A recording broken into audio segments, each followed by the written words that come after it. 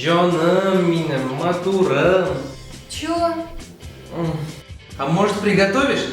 Пушмаки. Блин, я уже свиные ребрышки приготовила.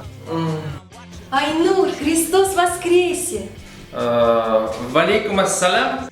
Милая, а пойдем на акцию Минтоташа Силешем 26 апреля? О, а что это за акция? Это скидка или распродажа?